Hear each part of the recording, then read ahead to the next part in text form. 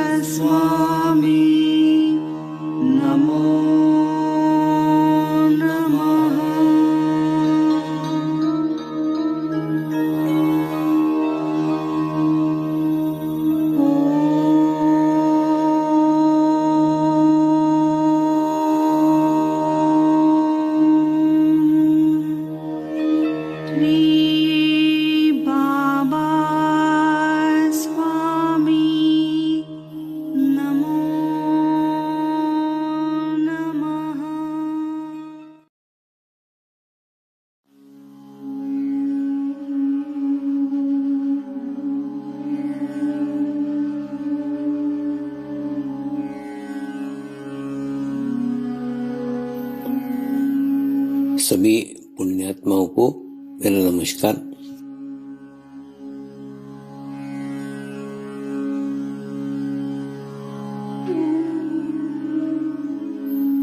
गुरुर्ब्रह्मा गुरुर्विष्णु गुरुर्देवो महेश्वरा गुरु साक्षात् परब्रह्म तस्मै श्री गुरुवे नमः।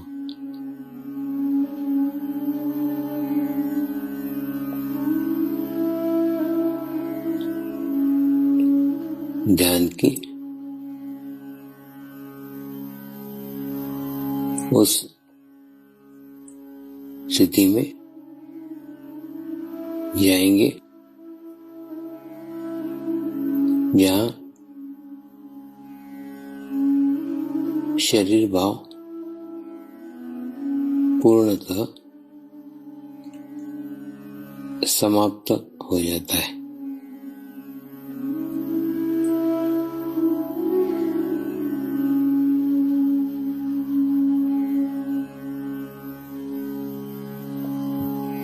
अपने पूरे शरीर को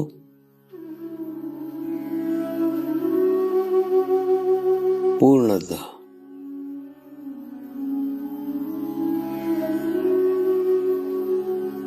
शिथिल छोड़ देंगे, एकदम रिलैक्स हो जाइए।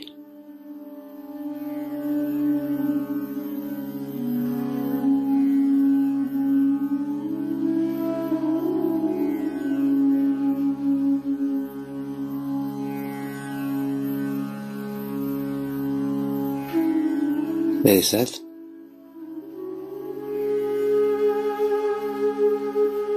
मंत्र का उच्चारण करेंगे।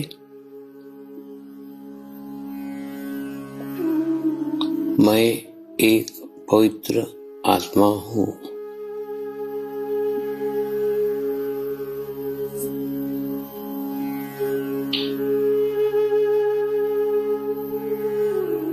मैं एक शुद्ध आत्मा हूँ।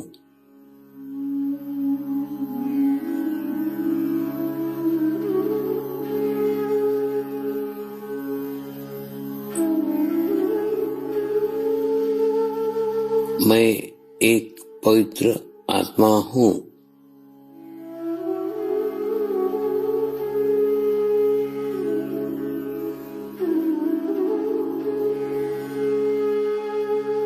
मैं एक शुद्ध आत्मा हूँ।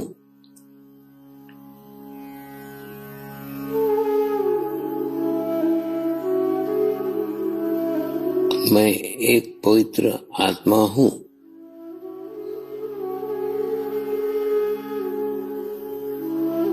मैं एक शुद्ध आत्मा हूँ।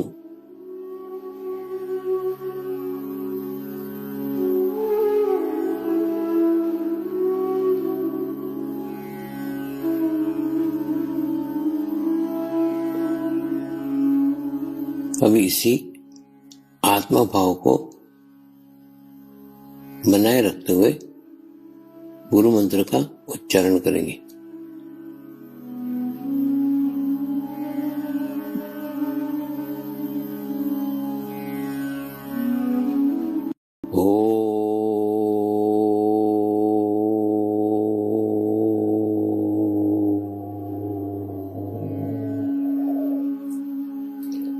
श्री शिव कृपानंद स्वामी नमो नमः।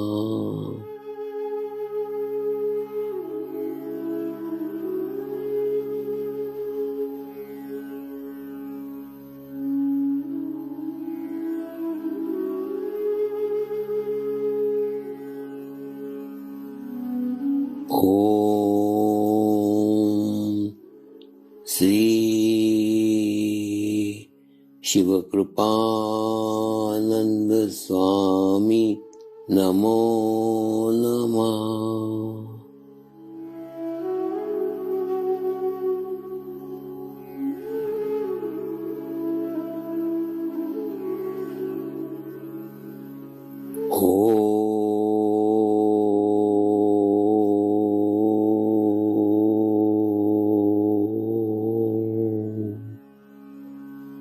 श्री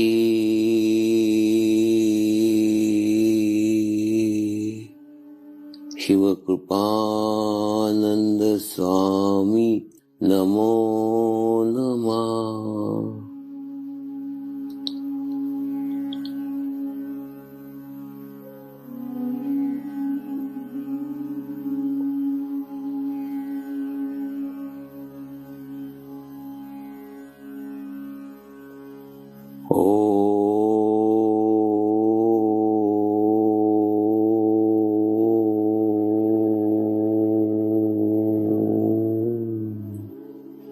श्री शिव कृपानंद स्वामी नमो नमः।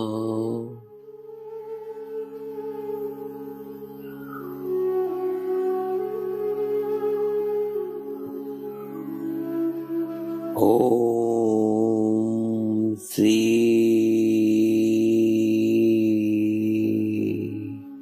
शिव कृपानंद स्वामी नमो नमः।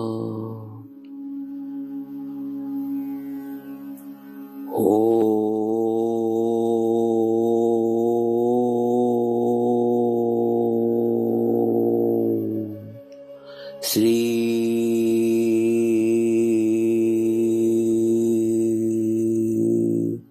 शिव कृपानंद स्वामी नमो नमः।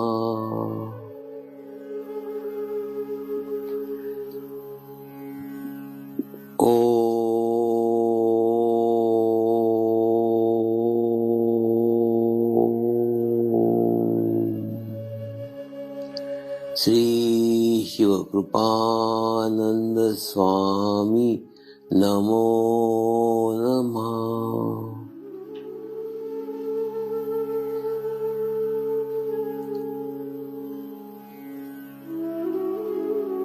ओम श्री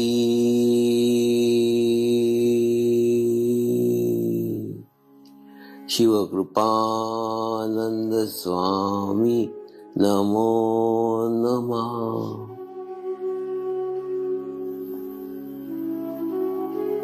ओम श्री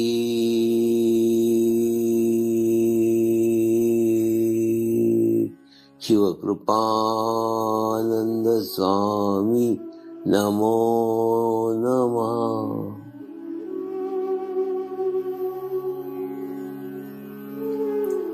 अब आप अपना चित्त सहस्त्रार पर रख के थोड़ी देर के लिए ध्यान में जाएंगे।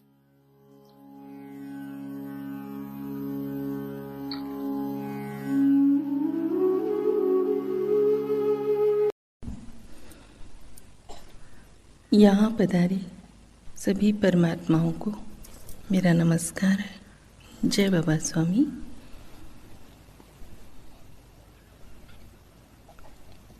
आज के कार्यक्रम की शुरुआत एक कथा से करने जा रहे हैं, एक प्रचलित कहानी से करने जा रहे हैं। प्राचीन काल की बात है। एक राज्य था।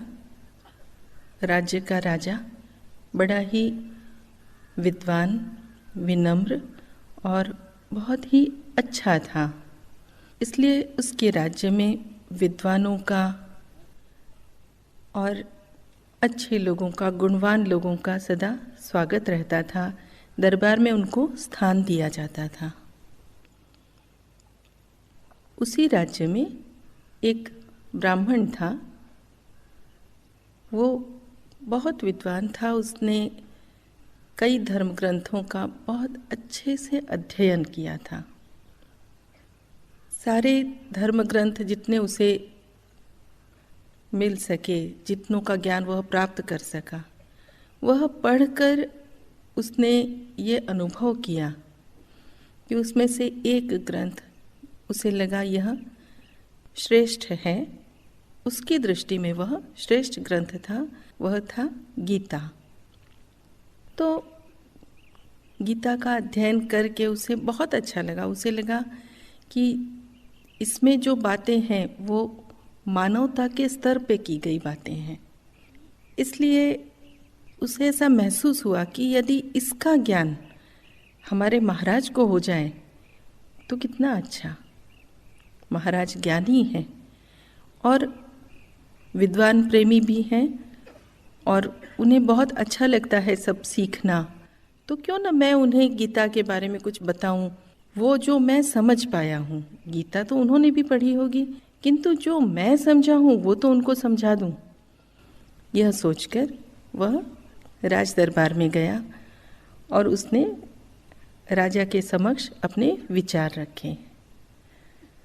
महाराज को भी उसके विचार बहुत अच्छे लगे। महाराज ने कहा, आप सत्य कहते हैं, गीता श्रेष्ठ ग्रंथ है और जितने विद्वानों के पास से मैं सुन सकूं, सीख सकूं, क्योंकि सभी ने जो समझा होगा उसमें कुछ कुछ विशेष तो अवश्य होगा, तो वो मैं भी सीखना चाहूँगा, अवश्य सीखना चाहूँगा।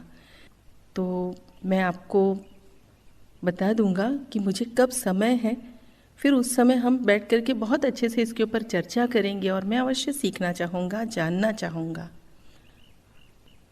किंतु एक बात कहूँ ब्राह्मण देवता। तो ब्राह्मण ने कहा, हाँ महाराज कहिए ना।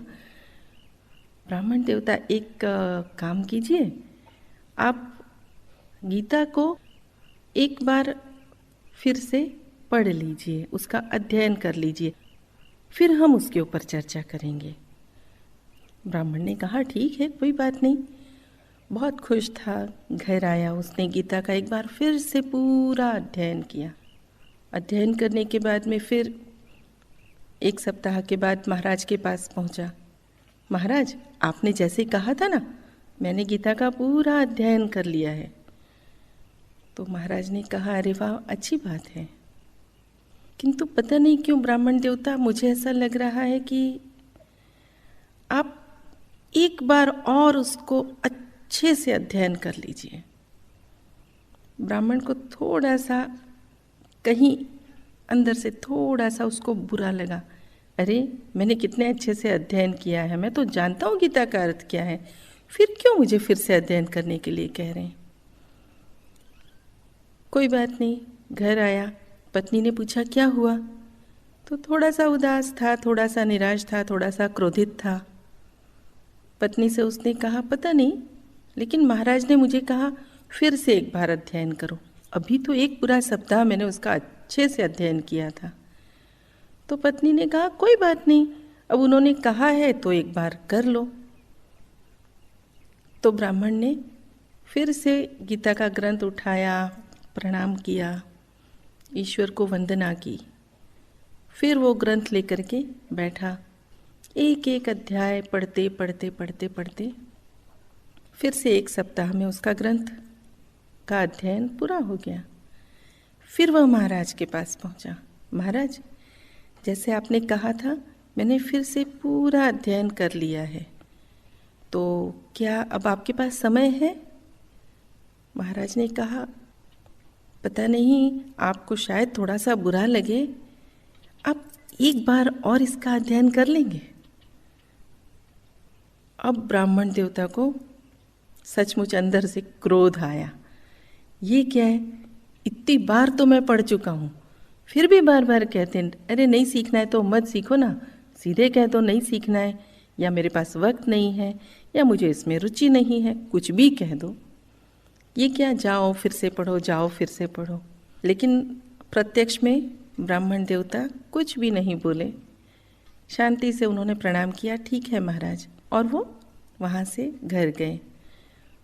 पत्नी से बातचीत हुई तो क्रोधित थे, तो उन्होंने कहा पता नहीं, मुझे ऐसे लगता है महाराज सीखना ही नहीं चाहते हैं।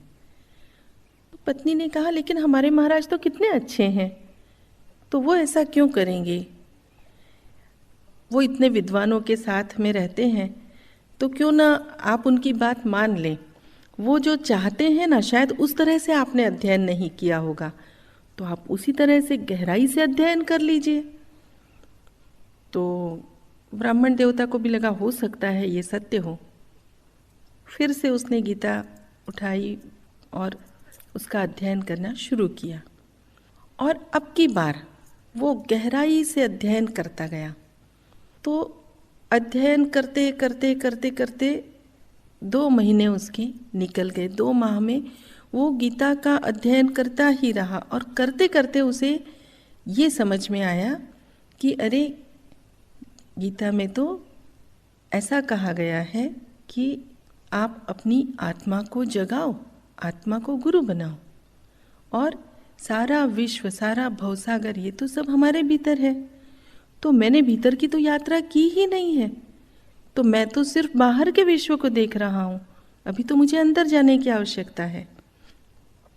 तो अभी भीतर का ज्ञान कैसे हो, अंदर कैसे जाया जाए।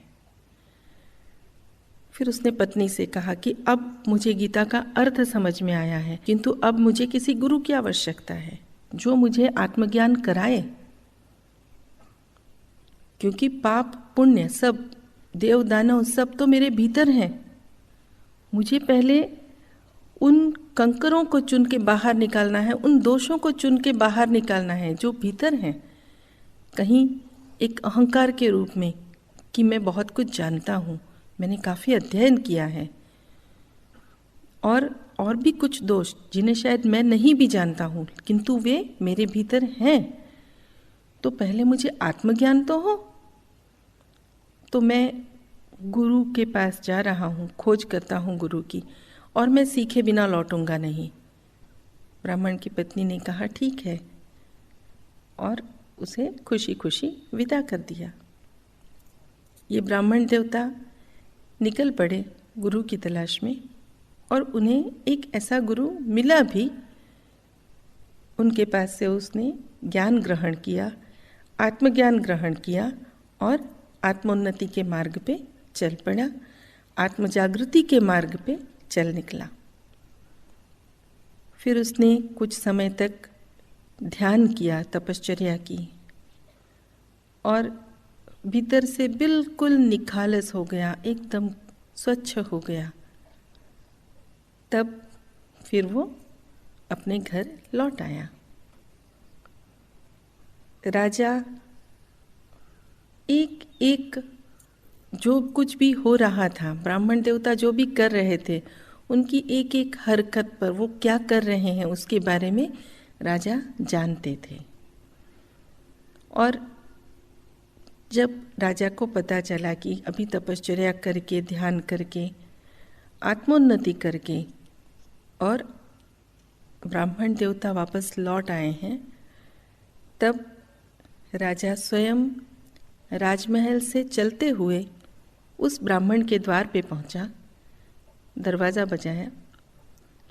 तो ब्राह्मण देवता ने दरवाज़ा खोला, राजा ने उसे प्रणाम किया और प्रार्थना की कि मैं आपसे गीता का ज्ञान प्राप्त करना चाहता हूँ, क्या आप मुझे गीता सिखाने का कष्ट करेंगे, आप मुझे अनुग्रहित करेंगे, आप मुझे गीता सिखाएंगे। ब्राह्मण देवता ने सहर्ष कहा हाँ क्यों नहीं, आप जब भी कहेंगे मैं अवश्य सिखाऊंगा। और फिर राजा ने भी वह आत्मज्ञान प्राप्त किया और ध्यान करते हुए जो अपना कर्तव्य था वो भी निभाते हुए अच्छी तरीके से, अच्छी तरह से राज्य कारभार चलाया। तो इस कथा से, इस कहानी से हम ये सीखते हैं कि हम सबके अंदर भी कहीं ना कहीं छोटे छोटे अहंकार होते हैं, छोटे छोटे कहीं मन में ग्लानि की भावना होती है। ये वो कंकर पत्थर हैं। जैसे हम बहनें चावल बनाने से पहले चावल थोड़ा चुन लेती हैं ना, दाल बनाने से पहले चुन लेती, इसमें कहीं कोई कंकर पत्थर तो नहीं है। बस ऐसे ही छोटे छोटे कंकर पत्थर हमारे भीतर भी होते हैं, कभी होते हैं, कभी उड़ के आ जाते हैं। तो इन्हीं को हमें चुनना है।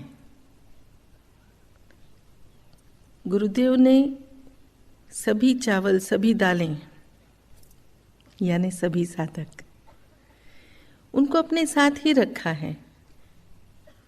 क्यों रखा है साथ में? भले ही इनके अंदर कंकर हो, पत्थर हो, कुछ भी हो, लेकिन हम सब क्यों हैं यहाँ?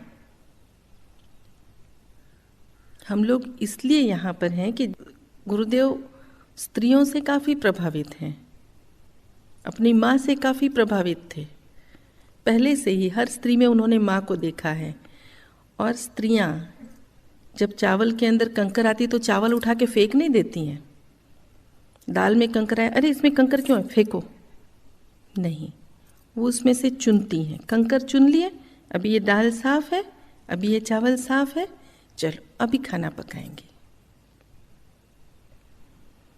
तो ठीक इसी तरह गुरुदेव भी हमारे भीतर से कंकर पत्थर चुनते रहते हैं। ये जितने भी कार्यक्रम होते हैं उसमें क्या होता है, हम सभी की सफाई होती है ना।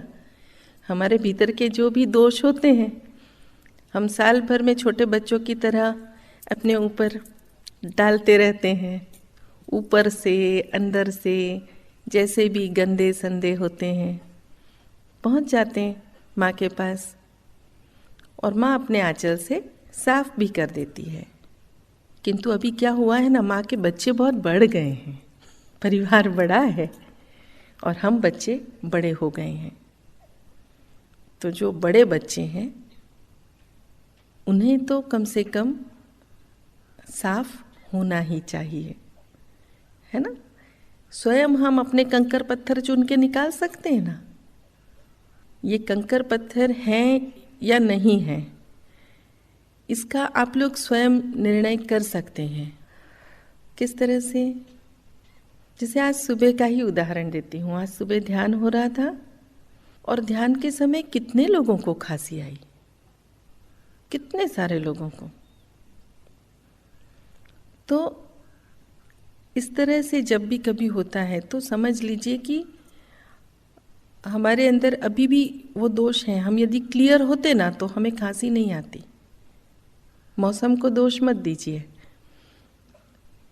क्या होता है कि एक एनर्जी लेवल जैसे ही बढ़ता है ना, ये मैं एक समझने के लिए बात कर रही हूँ, कोई भी अभी गिल्ट में मत चले जाइएगा कि अरे मेरी तो स्थिति ही खराब है। तो ऐसे कुछ नहीं, हम सब एक थैली के चट्टे बट्टे हैं, लेकिन अभी हम सबको कुछ नहीं, मतलब स्वामी जी की जब एनर्जी बढ़ती है ना और हमारी स्थिति नहीं होती है तो हमें खांसी शुरू हो जाती है। कभी खांसी शुरू होती है, कभी गैस पास होती है, डकार आती है, ये सब दोष निकलते हैं ऐसे। तो ऐसे कुछ भी होता है तो समझ लीजिए कि इस वक्त यानी हमेशा के लिए हमारी स्थिति थोड़ी खराब है, इस समय हमारी स्थिति उतनी अच्छी नहीं है। हम स्वामी जी का चैतन्य सहन नहीं कर पा रहे हैं, क्योंकि स्वामी जी एक हायर लेवल पे सबको ले जाना चाहते थे, लेकिन जैसे ही एनर्जी बढ़ाई तो उसका भी परिणाम देख लिया। खांसी के बाद का नेक्स्ट सेशन तो एकदम हुआ। तो क्या होता है कि ऐसे साधक गिने चुने ही होंगे, लेकिन उसकी वजह से बाकी सब साधकों को स्वामी जी जिस हाइट पे ले जाना चाहते हैं, वो अपने साथ सबको ऊंचाई पे ले जाना चाहते हैं और उस ऊंचाई तक फिर नहीं पहुंच पाते, क्योंकि जैसे ही शुरू होता है तो फिर स्वामी जी को लगता है नहीं, अभी सबका भी ध्यान जाता है ना उधर, चित्त नहीं जाना चाहिए। तो फिर उस हिसाब से फिर से एनर्जी लेवल, चैतन्य का स्तर जो है वो नीचा करना पड़ता है। तो हम लोगों को अपना पात्र बड़ा करना है। सभी के पास पात्र है, लेकिन कुछ नहीं, पात्र में हमने ही पहले से बहुत कुछ भर के रखा है, बस वो पात्र खाली करने की आवश्यकता है। उस पात्र को खाली कर लेंगे तो स्वामी जी जो भी चैतन्य देना चाहते हैं हम ले सकते हैं ना। पात्र खाली करना, उसके लिए सामूहिकता की आवश्यकता होगी। जब भी हम चाहे घर में बैठ कर के ध्यान करें या सेंटर पे जा कर के ध्यान करें या ऐसे कार्यक्रमों में आए, हम सामूहिकता से जुड़ते हैं। और हम केवल ध्यान करते हुए ही नहीं जुड़ते हैं, हम हर समय जुड़े रह सकते हैं। ऐसे नहीं कि ऐसे करके बैठे तो सामूहिकता से जुड़े, अरे ऐसे बैठ करके भी हम अपने विचार की प्रोसेस चालू रहेगी तो सामूहिकता से नहीं भी जुड़ेंगे। आप लोगों ने वैसे एक महसूस किया होगा शायद सुबह, इसीलिए थोड़ी लाइट भी बंद करवाई थी और बिल्कुल कोई ज़रा सी भी आवाज़ ना हो ऐसे इंस्ट्रक्शंस दिए गए थे, ऐसी सूचना दी गई थी। तो आपने भी सब ने महसूस किया होगा कि जैसे ही आप लोग इधर आकर के बैठे, कुछ ही समय के बाद आपको दूर की आवाज़ें सुनाई देना शुरू हुआ होगा। आप अपने सेंटर पे भी ध्यान करते होंगे या घर पे भी करते हैं, तो जैसे ही आंखें बंद करो तो आपके कान तेज हो जाते हैं। कान तेज हो जाते हैं यानी उसकी सूक्ष्मता बढ़ती है, वो बारीक से बारीक आवाज़ ग्रहण करता है। यहाँ बैठे बैठे समुद्र की लहरों की आवाज़ कितनी अच्छी आ रही थी।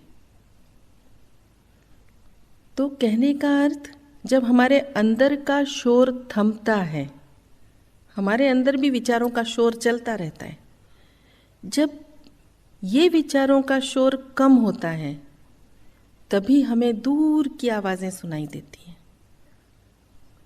आप जब ध्यान करने बैठते होंगे, आपने भी महसूस किया होगा कि बैठो तो हमें कितनी दूर से कहीं कौवा बोला, चिड़िया बोली, कोयल बोली, तोता बोला, जो भी बोले, सबकी आवाज़ सुनाई देती है। दूर 10 घर दूर किसी के घर में कुकर की विसल बजी तो वो भी सुनाई देती है। जबकि रोज़ हम अपने घर में अदरवाइज़ हम काम करते हों तो हमें इतना सुनाई देता है, ऐसा कुछ नहीं। सुनाई कभी देता है, कभी नहीं भी सुनाई देता है, किंतु जब अंदर शोर नहीं होता है तब हमें दूर की आवाज़ें सुनाई देती हैं। तो जब भी अपने आप को चेक करना हो या जब भी आपको दूर की आवाज़ें सुनाई दें तो आप समझ जाइए कि इस वक्त हमारे अंदर विचारों का शोर कम है। आप लोगों ने कुछ लोगों को देखा होगा, मैं मतलब बाहर कहीं भी, किसी किसी को आदत होती है बहुत तेज म्यूज़िक बजा के सुनते हैं, बहुत एकदम लाउडली, मतलब चाहे वो कानों में ही लगा के सुनते हो या स्टीरियो वॉइस वैसे रखी हो, लेकिन किसी को एकदम लाउड म्यूज़िक पसंद होता है। ऐसा क्यों होगा? शायद उनके अंदर का शोर बहुत तेज होगा और उस शोर को वो दबाना चाहते हैं तो बाहर का शोर बढ़ा देते हैं। कई बार होता है ना, अंदर के विचारों से इंसान बहुत परेशान होता है, बहुत परेशान होता है, जोर से म्यूजिक लगाओ और फिर सुनो जोर से। तो ये हम अपने आप को जानने के लिए, समझने के लिए थर्मामीटर है और कुछ नहीं। हम अपनी स्थिति को स्वयं जांच सकते हैं। जब भी कभी महसूस हो जोर से लगा के सुनना है तो एक बार अपने आप को पूछो क्यों जोर से लगाना है। जब आपको दूर की आवाज़ें सुनाई दी, दूर से कहीं पक्षियों की आवाज़ सुनाई दी, है ना, प्रकृति की जो भी आवाज़ें होती हैं, प्रकृति में पक्षी भी हैं, छोटे मोटे कीड़े मकोड़े भी हैं, उनकी टिर्र टिर्र सुनाई देती है। तो ये आवाज़ें सुनाई दें, मन ही मन स्वामी जी को धन्यवाद दीजिए, स्वामी जी आपकी वजह से मुझे दूर दूर की आवाज़ें सुनाई दे रही हैं।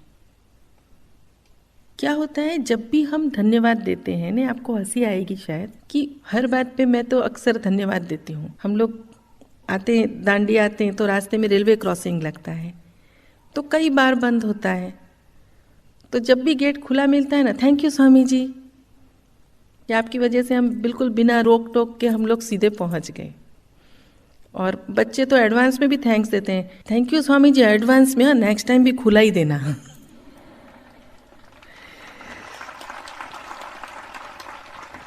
तो एक दिन मेरी काम वाली भी बोली कि ये थैंक यू स्वामी जी बोलने से गेट खुला मिलता है ना, तो मैंने कहा हाँ थैंक यू स्वामी जी बोलने से गेट खुला मिलता है। क्या होता है, कुछ नहीं है, ये तो एक निमित्त है, ये तो एक बहाना है कि हम स्वामी जी को कब कब याद करें।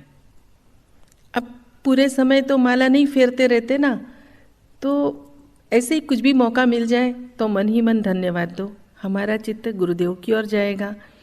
गुरुदेव निर्विचार हैं, हम निर्विचार होंगे, बस इतना ही उद्देश्य है, और कोई उद्देश्य नहीं है कि कोई ये कि बाबा किसी को दिखाना है कि देखा मैं स्वामी जी को कितना मानती हूँ, देखा मैं स्वामी जी को कब कब याद करती हूँ। दिखाने के लिए नहीं है, आप चाहो तो मन ही मन धन्यवाद दो, लाउडली देने की ज़रूरत नहीं है, लेकिन लाउडली भी दो तो कोई बात नहीं है, क्योंकि आप और आपके साथ कोई और साधक हुआ तो उसी निमित्त वो भी स्वामी जी को याद कर लेगा कि हाँ हाँ चलो थैंक यू। तो ये बस एक सामूहिकता से जुड़ने के तरीके हैं। बाकी बहुत आवश्यक है कि हम लोग नियमित ध्यान करें। स्वामी जी हमेशा कहते हैं एक आपका नियमित ध्यान होना ही चाहिए। यदि आपका ध्यान घर पे तो नहीं शायद लगे अकेले बैठ करके, तो सेंटर पे तो नियमित जाना ही चाहिए। रोज़ नहीं जा सकते तो कम से कम सप्ताह में एक बार जाइए, लेकिन उससे कम मत कीजिए फ्रीक्वेंसी। सप्ताह में एक दिन तो अवश्य जाना चाहिए। और यदि आप सचमुच सप्ताह में एक ही दिन जाते हैं सेंटर पर, तो बाकी के 6 दिन घर पे नियमित कैसेट सुनिए, नियमित ध्यान कीजिए, क्योंकि कैसेट के माध्यम से क्या है, हमारा चित्त स्वामी जी पे रहता है और हम निर्विचार होते हैं। यदि हम अकेले बैठे बैठे निर्विचार नहीं हो सकते हैं तो ये एक तरीका है, हम उस माध्यम से भी जुड़े रह सकते हैं। और एक और तरीका बताऊं, बहनों को भाइयों को भी नहीं, बहनों को इसलिए क्योंकि मैं अक्सर जिस जगह पे निर्विचार होती हूँ तो वो काम बहनें ही करती हैं, लेकिन ऐसे कुछ नहीं है। मैं वर्किंग प्लेस में भी निर्विचार रह करके मैंने बहुत कुछ किया है, ऐसे निर्विचार रहने के काफ़ी लाभ हुए हैं। और तरीका ये कि जैसे मैं तो अक्सर निर्विचार होती हूँ, मेरे जितने गीत बनते हैं मैं पहले भी कह चुकी हूँ, मैं तो क्या गीत लिखूँ, गीत आप ही लोग लिखते हो, कलम मेरे हाथ में होती है, शब्द शायद जो पढ़ाई की है उसकी वजह से, वॉक्यूबलरी की वजह से वो शब्द निकलते हैं, लेकिन भावनाएं आप ही लोगों की हैं। मैं नहीं लिख सकती हूँ, वो ये मैं कर ही नहीं सकती, तो करते आप ही लोग हैं। लेकिन वो जो निर्विचार होती हूँ तभी तो आप लोगों से जुड़ पाती हूँ। जब आप लोगों से जुड़ पाती हूँ तभी वो भावनाएं, वो बातें शब्दों में गुथी जाती हैं और कागज पे लिखी जाती हैं। और ये कार्य अक्सर रोटी बनाते समय होता है, तो हमेशा मेरे किचन में एक राइटिंग पैड और एक पेन अवश्य होता है। कभी कभी बच्चे ले जाते हैं मेरा पेन उठा के, क्योंकि उनका पेन गुम हो जाता है तो जल्दी कहाँ ढूंढे, तो हाँ मम्मी का पेन जरूर होगा, तो पेन उठा के ले जाते हैं। एनीवेज, तो ये आप लोग भी कर सकते हैं। और ऐसा मत सोचिए कि नहीं गीत लिखना, कविता लिखना कुछ ही लोग कर सकते हैं। आप कुछ भी लिख सकते हो ना, आपके मन में जो आए, जो भावनाएं आए वही लिख करके रखो ना। जब मैं सर्विस करती थी, पढ़ाती थी बच्चों को, तो बच्चों के लिए कुछ जैसे क्वेश्चन आंसर्स, लेसन कंप्लीट हो गया है तो क्वेश्चन आंसर्स वगैरह लिखवाना, बोर्ड पे लिखा है, बच्चे लिख रहे हैं, तो 10-15 मिनट का वक्त कभी मिल जाता था। तो वो समय ऐसे तो घूमती थी, आंखें देखती थी कि बच्चे लिख रहे हैं कि नहीं। कोई नहीं लिख रहा है तो उसको थोड़ा सा ऐसे बोल करके, क्या कर रहे हो, लिखो, ऐसे बोल करके ऐसे चलती रहती थी। लेकिन अंदर कहीं गीत चलता रहता था और कितने ही गीत मैंने स्कूल में ऐसे ही लिखे हैं। जैसे एक वो गीत है ना, हो रात का तारा या धूप की धारा, ये गीत पूरा स्कूल में ही लिखा है। तो कहने का मतलब वर्किंग प्लेस में भी हो सकता है। तो ये कुछ भी नहीं है, ये मेरा अपना तरीका है निर्विचार रहने का, कि हम हर स्थिति में हर स्थान पे निर्विचार रह सकें। स्वामी जी की तरह हम 24 घंटे निर्विचार रहें तो थैंक्स स्वामी जी, और नहीं रहें तो उसके लिए हम कुछ कुछ ऐसे कि जिससे विचार कम हो, उसके लिए हम क्या कर सकते हैं। विचार करने का और काम करने का कोई संबंध नहीं है। हम जब काम करते रहते हैं तब तो काम के विचार करते हैं, लेकिन क्या हम 24 घंटे काम करते हैं क्या? यदि हम वर्किंग प्लेस पर भी हैं तो हम 8 घंटे 10 घंटे क्या पूरे समय काम का विचार करते हैं? ईमानदारी से सोच के देखिएगा। ना तो हम वो पूरे 8-10 घंटे काम करते हैं और ना ही हम 8-10 घंटे काम के विचार करते हैं। हम तो बेकार के विचार करते हैं। तो काम के संदर्भ में तो जो भी सोचना है अच्छी बात है, करना ही है वो काम, तो उसके बारे में सोचेंगे। लेकिन काम के अलावा जो हम सोचते हैं उस सोच पर ब्रेक लगाना है। वो कैसे लगाना है उसके तरीके आप लोग सोचिए, नेक्स्ट टाइम मिलो तो मुझे भी बताना। क्योंकि अरे बहुत क्रिएटिव है अपने साधक, बहुत कुछ जानने को मिलता है मुझे साधकों से, बहुत अच्छे अच्छे अनुभव जानने को मिलते हैं, लेकिन मिलने का चांस कम मिलता है।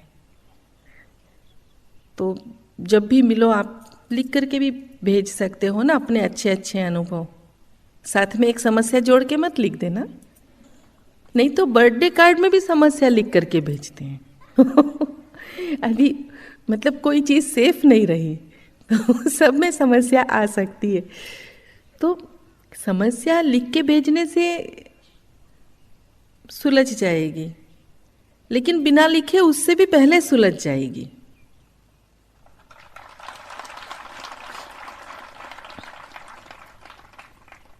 एक्चुअली समस्या आई ही क्यों? समस्या आने का कारण क्या? स्वामी जी हमेशा बोलते हैं ना, अपने आप को चेक करो कि मेरे साथ ऐसा व्यवहार क्यों हुआ।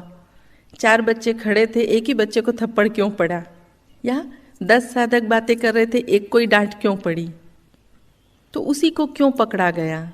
तो जरा थोड़ा स्वमूल्यांकन करने की आवश्यकता है कि ऐसा हमारे साथ क्यों हुआ। शायद हमारी स्थिति ठीक नहीं होगी। तो बाहर दोष ढूंढने की जगह हम अपने आप के अंदर ढूंढें तो अच्छा होगा। तो कहने का मतलब ऐसे नहीं है, दोष तो सभी के अंदर है और सभी ढूंढते भी रहते हैं और सब उन कंकरों को निकालते भी रहते हैं। तो ये कोई बड़ी बात नहीं। मुझे आज बच्चों से कुछ कहना है, क्योंकि कल ही स्वामी जी ने कहा है ना कि उन्होंने अपना दाहिना हाथ तो यंगस्टर्स को दिया है, लेकिन बायां हाथ तो है ना हम जैसों के लिए।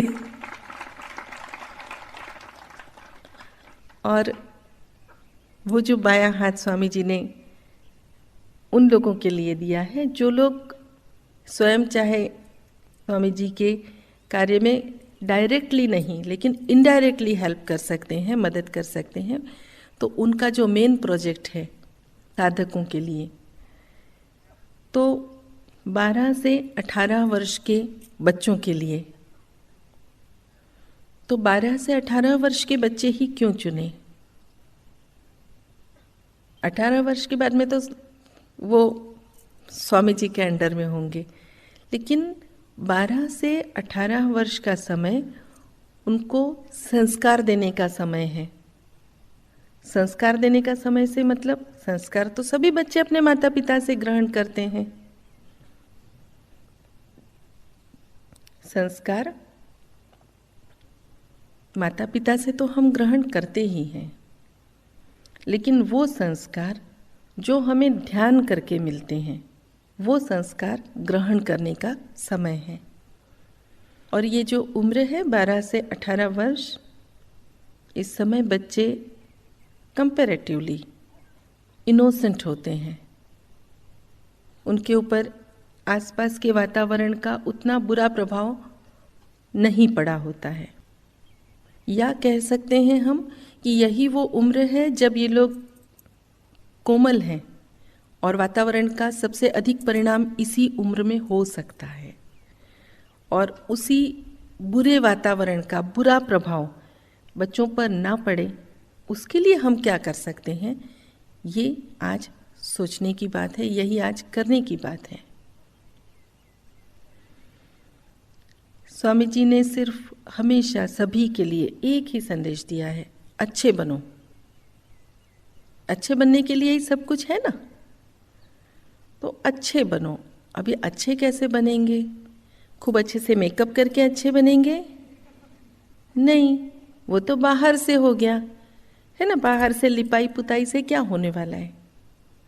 लेकिन फिर अच्छा बनने के लिए क्या करना चाहिए? मेरी माँ कहती थी कि पहले कुछ दिन चार्म और बाद में काम। मतलब आप जितने चार्मिंग हो, गुड लुकिंग हो, हैंडसम हो, वो आपके फर्स्ट इम्प्रेशन के लिए अच्छी बात है। आपका जो फर्स्ट इम्प्रेशन किसी पे भी पड़ता है, आप किसी से भी मिलते हो तो वो इतना ही देखते हैं सब लोग, है ना। आप पहले मिलोगे तो कितनी सुंदर है, कितना हैंडसम है, ऐसी बात होती है। टीचर भी, अरे बच्चे स्टूडेंट्स, कोई सुंदर स्मार्ट अच्छी सी टीचर या अच्छा सा हैंडसम टीचर हो, कितने अच्छे हैं ना। पहले फर्स्ट साइट में उतना ही देखते हैं क्योंकि तब आंखें देखती हैं। लेकिन उसके बाद में 2-3 साल का अनुभव हो जाए, उसके बाद में पूछो, तब ये बोलता है क्या? नहीं। तब यदि ये सुंदर है और उसके साथ में कुछ और भी बातें हो, जोर से कोई डांटता हो, गुस्सा करता हो, चिड़चिड़ा हो, वो सारा नजर आता है कि नहीं?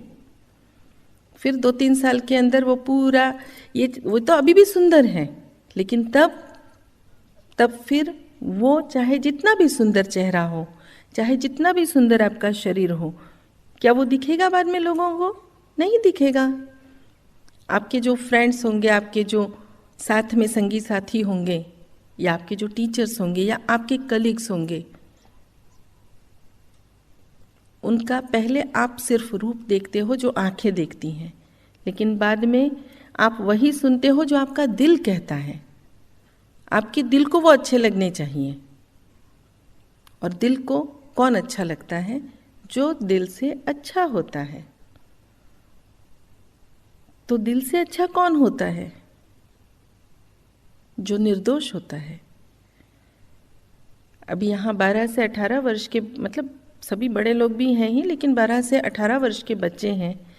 यदि अभी इनके सामने 1.5-2 साल का कोई बच्चा, कोई बच्ची आ जाए तो इनको खेलने में कितना मज़ा आएगा उसके साथ।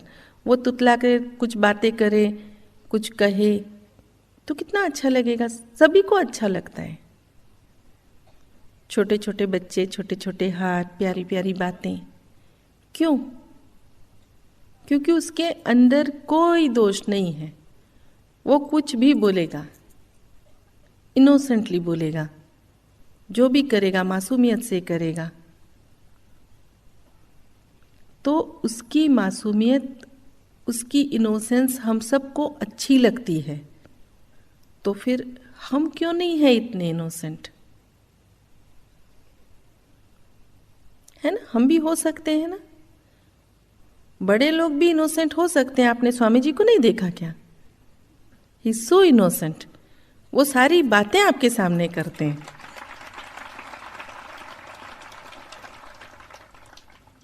वो जो महसूस करते हैं पूरा बोल देते हैं। कोई चीज इधर अंदर रखते ही नहीं, किसी चीज का कोई पर्दा नहीं। आराम से मेरी भी बातें आपके सामने करते हैं। तो कहने का मतलब दिल में कुछ रखते ही नहीं है, बहुत इनोसेंट होते। जैसे छोटे बच्चे नहीं, पड़ोस में भी जाएंगे तो सब बताएंगे, मम्मी ने क्या बोला, पापा ने क्या बोला, सब बताते हैं।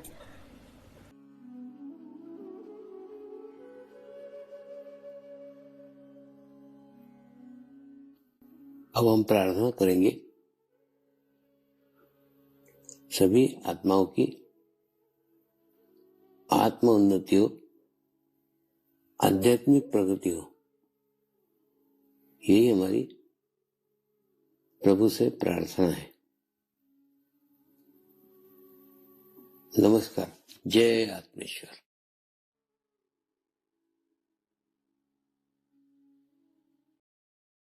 शांति पाठ करेंगे। ओम द्यो शांति अंतरिक्षगम शांति पृथ्वी शांति रापः शांतिरौषधयः शांति वनस्पतयः शांति विश्वे देवाः शांति ब्रह्म शांति सर्वगं शांति शांतिरेव शांति क्षमा शांतिरेधि। ओम शांति शांति शांति सर्वारिष्ट सुशांतिर्भवतु।